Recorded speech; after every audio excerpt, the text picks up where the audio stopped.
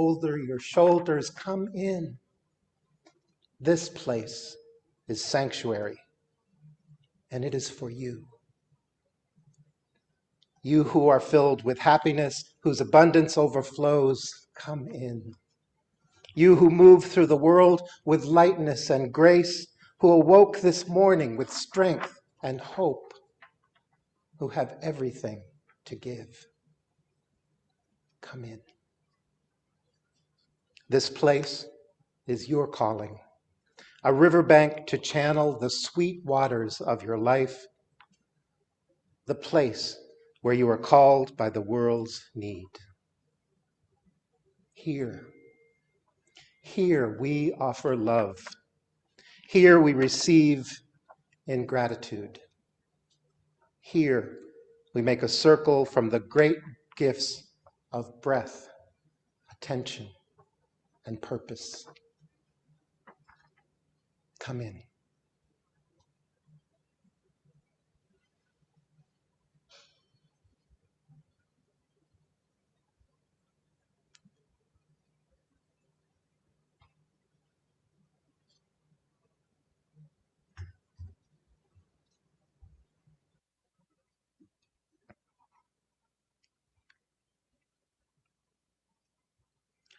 Our prelude this morning is a piece of music based on a poem by John Greenleaf Whittier with music by Elizabeth Alexander. This is Immortal Love.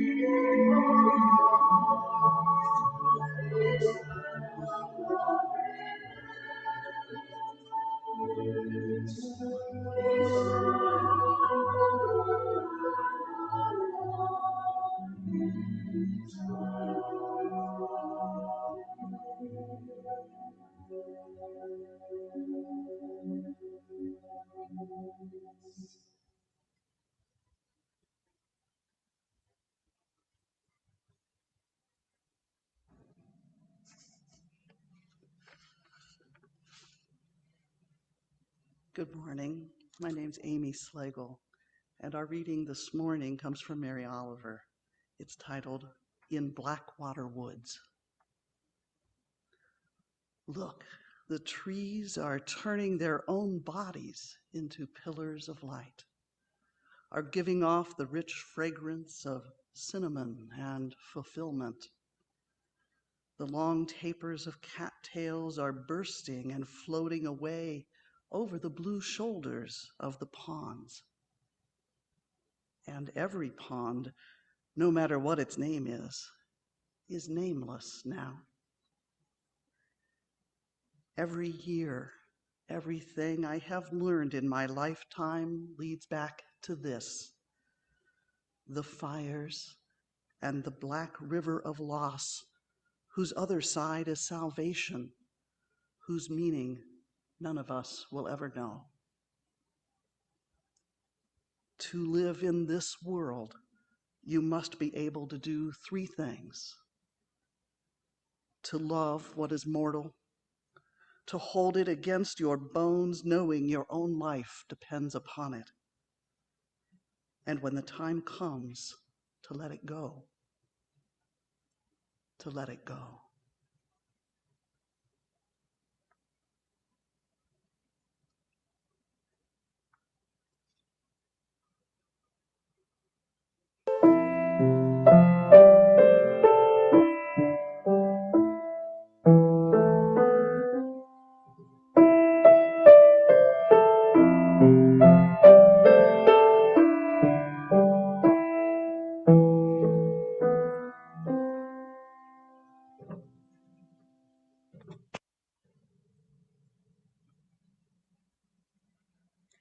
Our time for all ages this morning is a story called The Tiger and the Strawberry, as told by Leah Morris.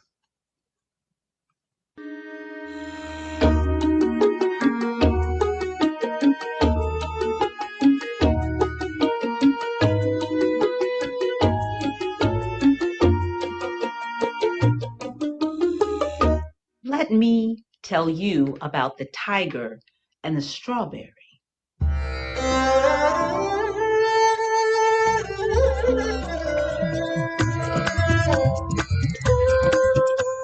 Once there was a wise woman who every evening after dinner went for a stroll just to wind down the day. And on this one particular evening, as she was walking, she heard behind her a low, unfortunately familiar growl. It was the sound of a tiger that had caught her scent and was crouching, preparing to pounce. The woman didn't waste a second. She immediately began running for her life in the opposite direction, but she knew also towards the cliff. She had no choice. She had to get away. And as she dove over the side, at the last second, she was able to grasp a root that was hanging from the cliff. Up above, she could see the tiger just as it swiped its paw and tried to grab her. She was able to duck out of the way, but the tiger paced back and forth, waiting for her to tire of holding on to this rope. Now, luckily, the woman knew that the fall below was just a few feet. It would hurt, scrape her up, maybe break a bone or two, but it was survivable. So she looked down to find a good spot to land, only to discover that another tiger was pacing the ground beneath her feet. And as she hung there, debating, strategizing, trying to imagine a possible way to escape, a mouse scurried over and began nibbling on the roots that she was holding on to. And in that moment, she noticed that growing out of the side of the cliff, there was a small wild plant with a plump, red, ripe strawberry. So with one hand, she reached over, grabbed it, tasted it, and savored that sweetness.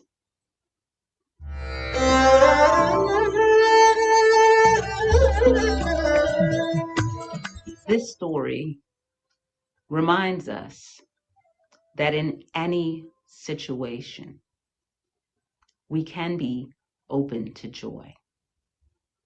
It isn't always easy, but it's always available. And this story inspired this song. Trouble above, trouble below, trouble ahead of me. What do you know? Wake up in the morning. What do I find? Trouble is everywhere, but ain't none on my mind. 'Cause I got peace like a river, I got love through the night, I got joy like a fountain, I'm gonna be alright. I've got rhythm and harmony ringing in me. Love is free, love is free. Peace is free, peace is free. Joy is free, free, free. Is there strife in the world? Is there strife in the home? Are you feeling a little lost? Are you feeling alone? Waking up at midnight. Do you remember your dreams? Riding wrapped on a cool, gentle stream. Yes, you have peace like a river, love through the night. You've got joy like a fountain, my dear, you can be alright. 'Cause you've got rhythm and harmony ringing in you. And love is true, love is true. Peace is true, peace is true. Joy is true, true, true. Whatever way you're looking, there is something there to see. Is it a paradise or prison? Or what do you believe? We can have peace like a river, joy from our souls. We can have love as a beacon, guiding everywhere we go. Let our hearts beat the rhythm, let the anthem we sing be. Love is free, love is free. Peace is free, peace is free. Joy is free, free, free. Love is free, love is free. Peace is free, peace is free. Joy is free, free, free.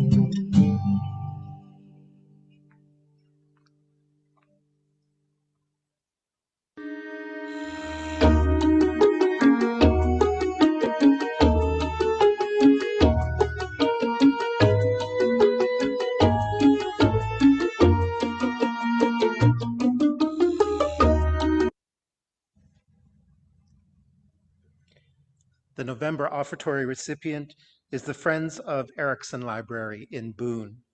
The Friends group is committed to helping improve the library's facilities, programs, and services.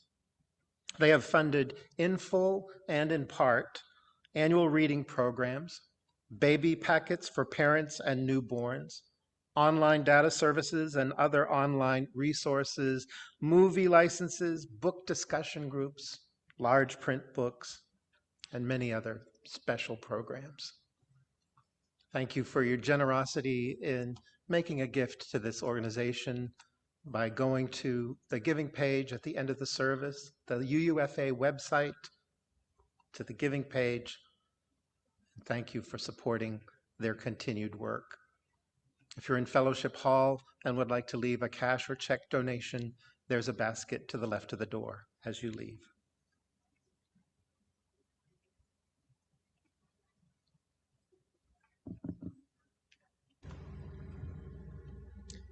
Each week, we take time in our service to share milestones, significant things in our lives that are bringing us joy or challenge or gratitude. We do this in 2 steps. The first step is we welcome people in Fellowship Hall who have a milestone to share to come to the front microphone, introduce yourself, and briefly share your milestone. Once we are complete in this room, we'll pause in a moment of silence as we adjust the technology to welcome people from their homes to share milestones. This is our time of sharing. If there's anyone in Fellowship Hall who would like to share a milestone, please come forward, and with each milestone, I'll light a candle for you.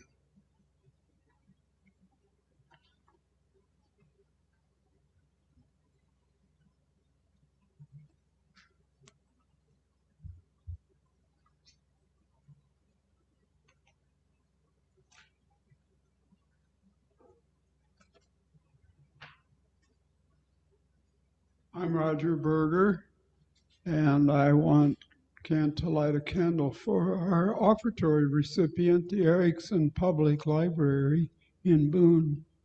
I knew there was a library in Boone. I didn't know it was called the Erickson.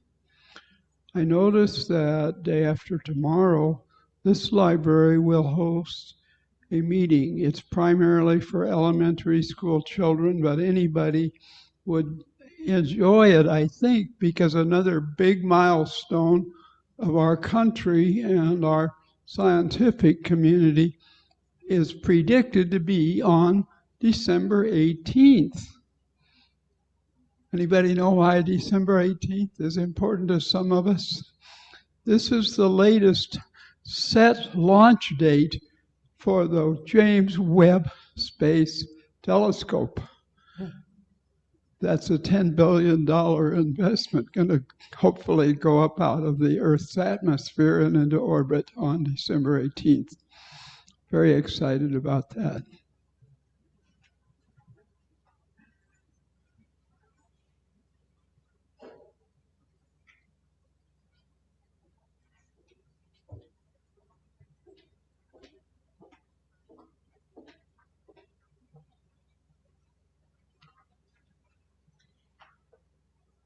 I'm Jennifer Gillian, and I just have a special challenge this week. My dear friend and ER physician, Sherry Flugrad, lost her son Sunday night to depression and suicide. She has been my friend, has been by my side through all of these challenges for many years. They're our neighbors. Their kids are special to us, and it's just a challenge to know how to be there for her.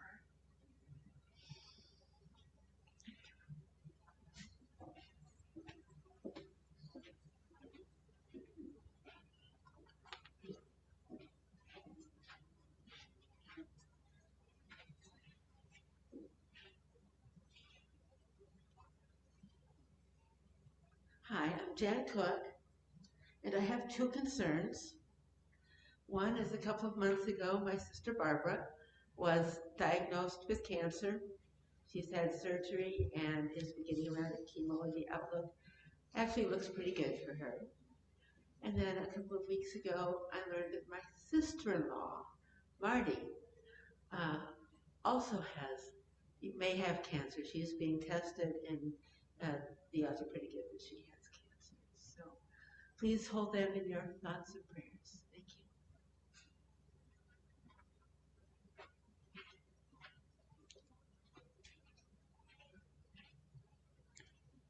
Let's be together in silence. Breathe deeply as we prepare to welcome members from their homes. Breathe deep and breathe out. Breathe in, breathe out. If there are any members in homes who would like to join us Please state your name. Give the system a second for you to appear on camera, and I'll light a candle for you after you share your milestone.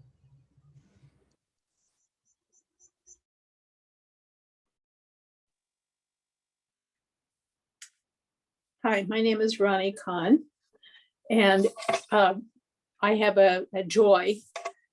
Doesn't sound like it in the beginning, but 2 weeks ago, my granddaughter got COVID, and I had dinner with her and her family just a couple of nights before she was diagnosed. And she was fine within 6 or 7 days. She's doing extremely well. She went back to school last week. And I have been in what I call solitary confinement because I've tried really hard, just in case, not to infect anybody else in this building. My solitary confinement ended yesterday, and it's been terrific to be with other people. Thank you for listening. I'm Wesley Shank. I have a milestone of joy and gratitude. We make a pretty good team, Dad. Those are words my son emailed me just yesterday. It was a few days after he got home in Sacramento from a 2-week visit. He comes a couple of times in the year, he's retired, to help me with my laptop and my iPad and with the chores and errands that I used to do when I had my own car. And we had a pretty good time. End of my joy and gratitude.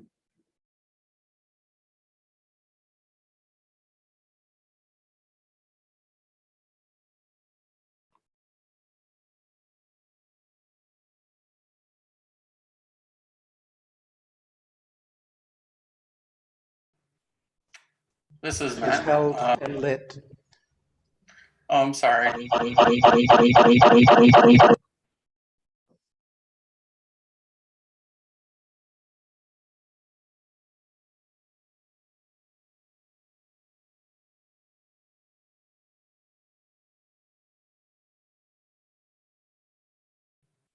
Yeah, I'm sorry. This is Matt in Oklahoma City, and I just wanted to say that I'm in my in finals at seminary, and finding it very challenging.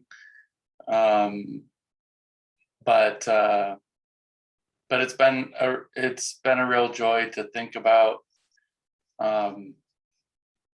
this pastoral formation process in relationship with you all. So that has really given me strength and motivation to keep going. So I'm tremendously grateful to you all for to being such a great community.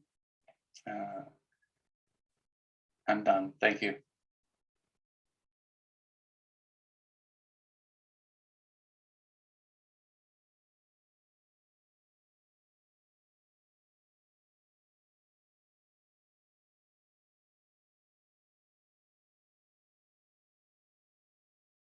For all of those milestones that we hold gently in our hearts. No matter what brought you here today, whether you join us in Fellowship Hall or join us from your home, whatever brought you here, whatever you carry in your hearts and minds today, know that you never have to make this journey alone and that you are loved.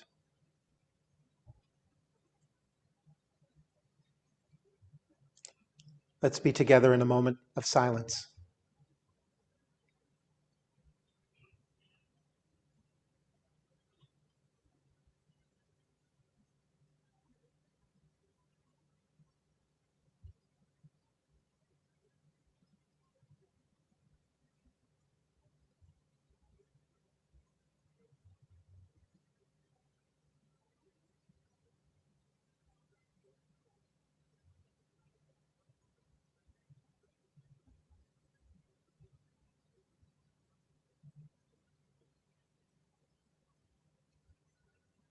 It's good to be together.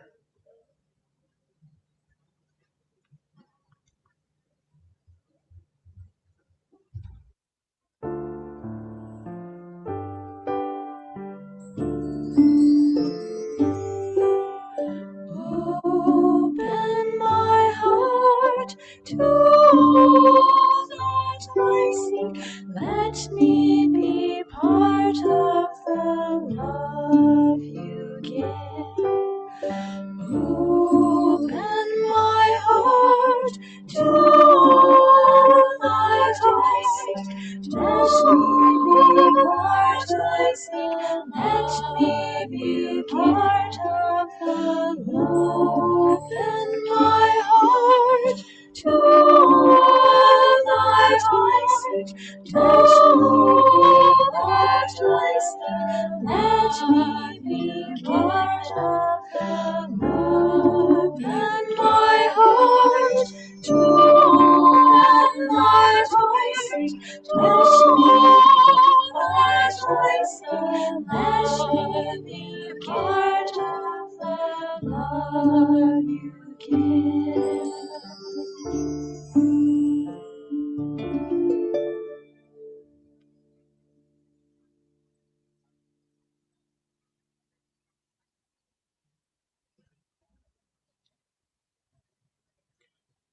The reading this morning is from the Tao Te Ching.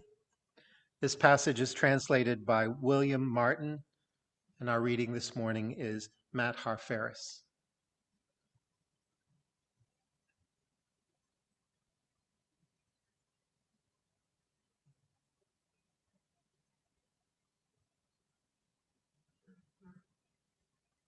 This is the path of letting go, so there will be room to live.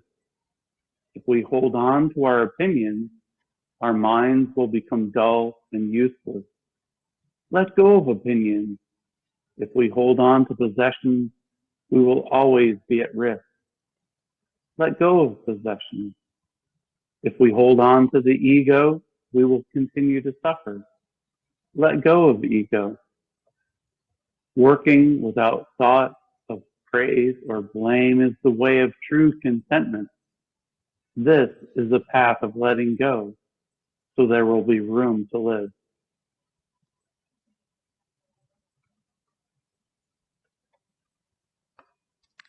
The special music this morning is by Elizabeth Norton and Rebecca Parker. There is a love.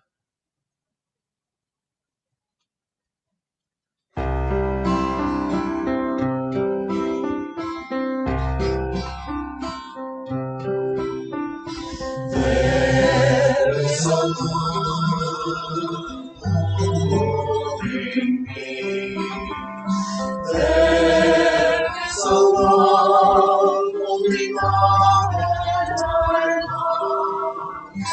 There is a love holding all my rest in this love.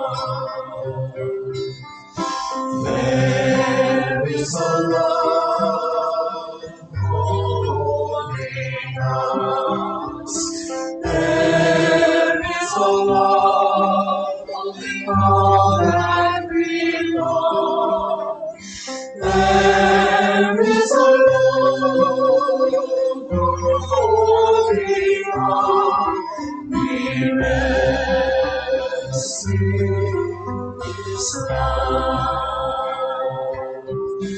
We rest in this love. We rest in this love.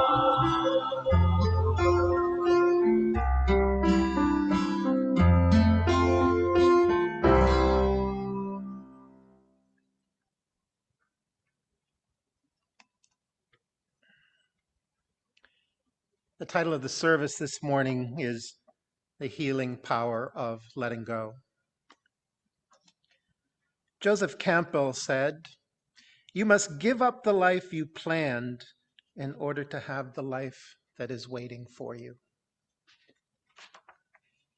In response, Steve Airy asks, how do you choose, how close is your life to the one you planned for yourself when you were a teenager?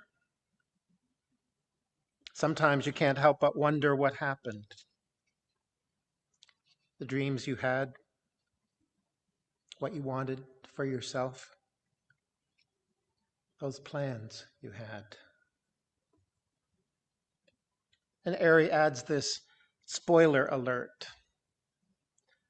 Life is supposed to take you down unpredictable roads, and it rarely goes to plan.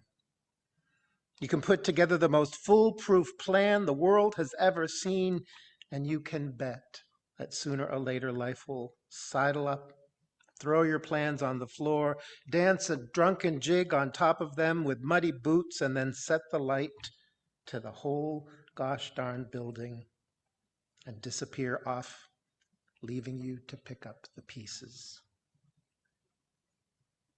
Life is so much more than a plan.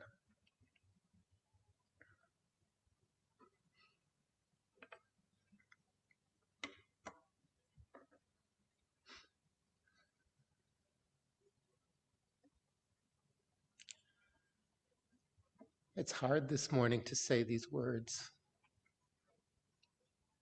these poignant words of the challenges that our young folks face today. I'm so glad that you're here. We're all with you. We're all together. It reminds me of a service earlier this year that the old maps don't work anymore. Life happens in unexpected and unfolds in unexpected ways. And that's when we need each other the most.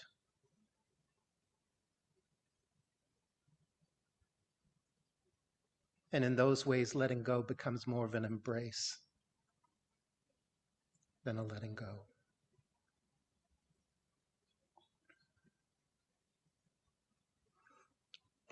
When I was a child, I looked forward every spring for our family outing to the circus at Bangor Auditorium. Bangor Auditorium, that was in the city. 40,000 people, and I was in a town of 1,500, and it was exciting to go there to the big city and see exciting acts and breathtaking things which we only saw occasionally on our black and white TV. The act that terrified me the most was also the one that captured me with its sheer beauty, athleticism, and courage. The trapeze act.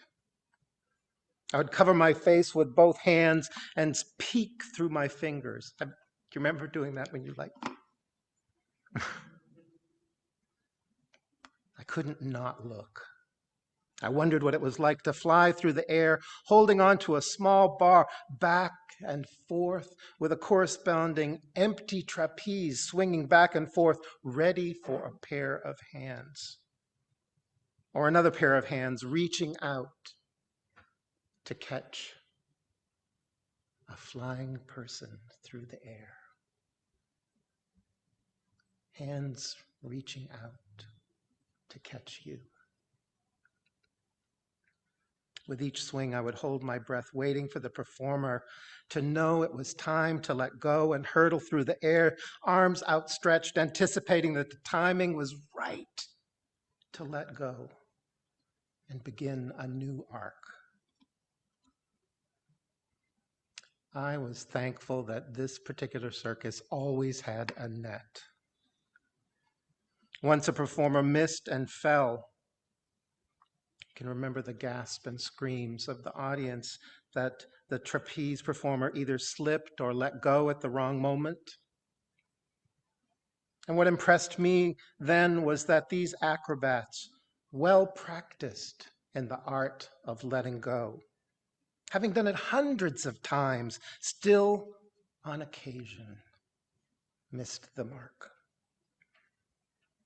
Even so, there's an important distinction. They also knew how to fall. They knew how to fall safely into a net and get up and start over again, to try again. What an incredibly difficult, amazing, challenging, unexpected 18 months we've had in this congregation and in the world. Life can feel like a trapeze act. Fellowship life can feel like a trapeze act. Ministry can feel like a trapeze act, and even doing hybrid services can feel like a trapeze act.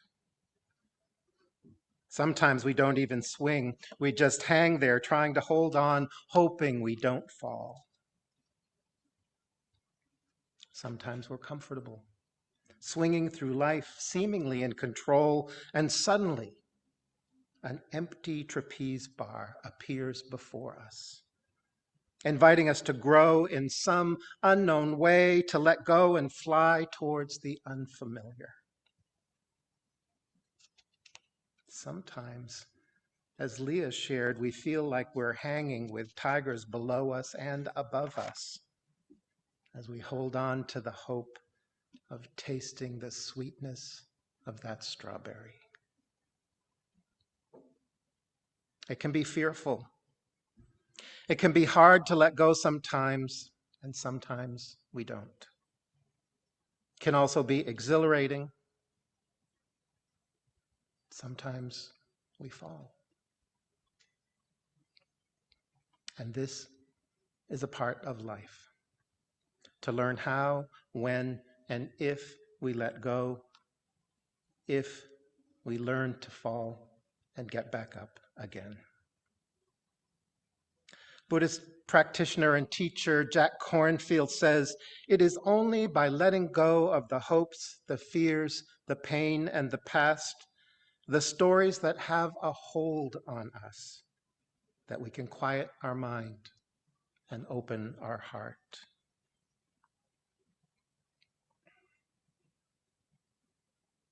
What story has a hold on you? What story do you need to let go?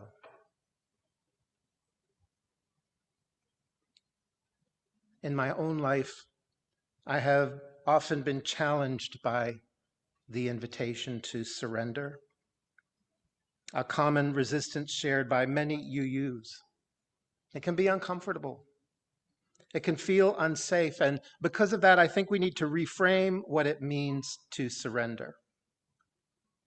Letting go is a form of surrender that opens possibilities to move forward, to become unstuck, to grow, to experience a transformation of some kind, whether that be letting go of a belief you were taught as a child, letting go of God, letting go of a relationship, a job, or even a dream. And the first step of any 12-step program, to admit that we are powerless, is a form of surrender.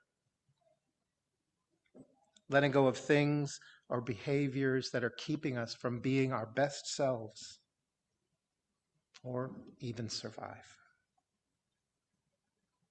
As much as I struggle with being powerless and surrendering to anything, there is so much in this life that I cannot control.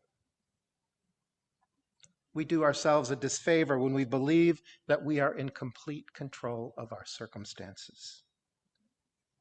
We can let go of the need to be controlling and still make a difference. Lao Tzu teaches us to let go.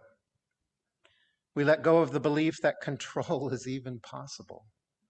We let go of the notion that our efforts at control will keep us safe.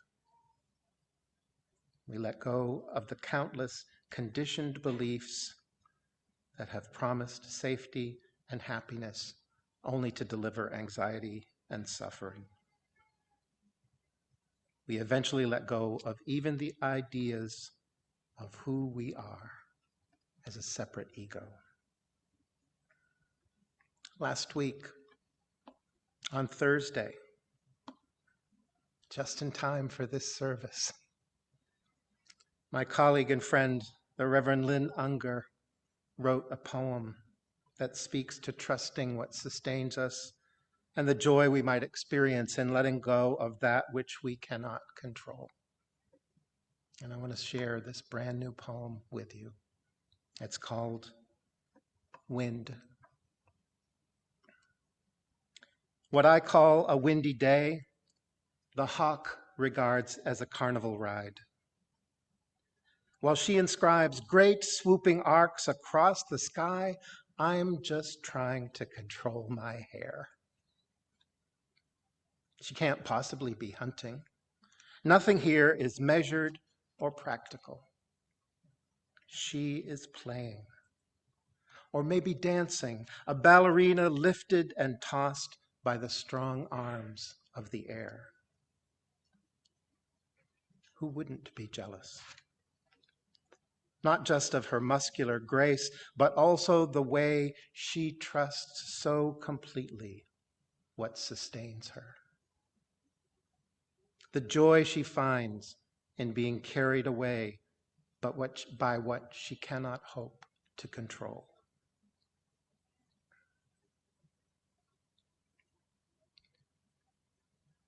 The paradox of letting go is that there is more room to live if we let go of opinions, possessions, and ego than if we hold on to them. What we hold on to, the emotions we repress, and the self-imposed limitations we continue to carry, color the way we see the world and move in it. Letting go becomes a continual process of self-discovery, growing emotionally and spiritually and finding our way. It begins with us, our awareness, and how we respond to our awareness by letting go of the trapeze or holding on. When we let go of what we are, we become what we might be. We become more open to the possibility of joy and the love that holds us all. May it be so.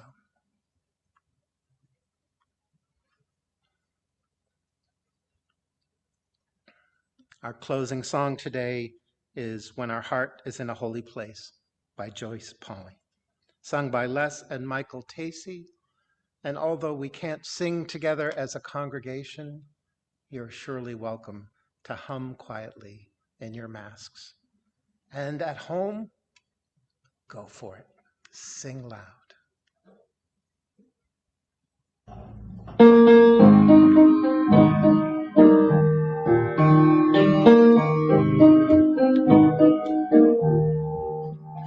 When our heart is in a holy place, when our heart is in a holy place, we are blessed with love and amazing grace. When our heart is in a holy place, when we trust the will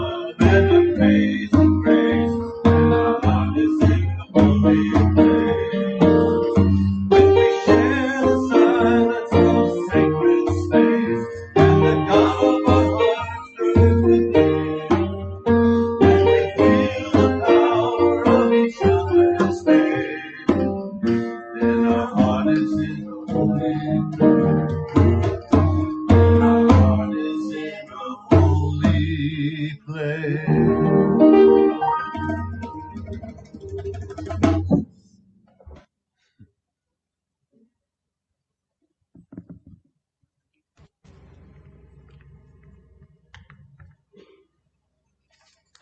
We extinguish the chalice this morning, but not the fire of light and inspiration in our hearts that we carry into the world.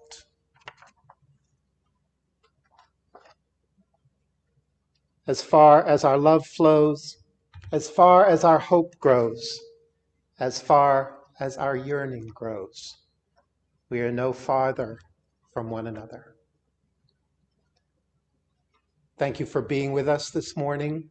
It's been a pleasure to have you here and to have you join us.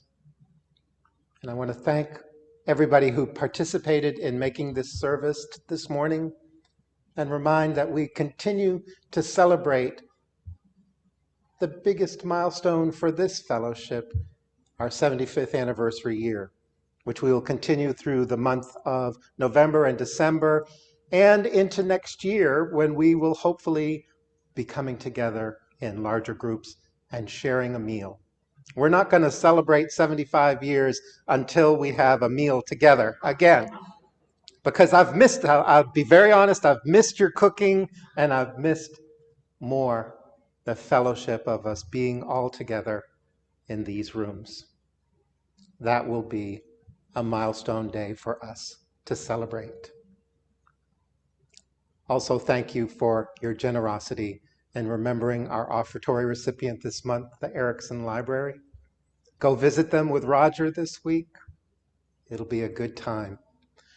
I can't think of any library I haven't appreciated. So let's make a point of supporting libraries. They make the world a better place. Again, thanks for being with us. Please be together in fellowship, and I'll see you in a couple of weeks.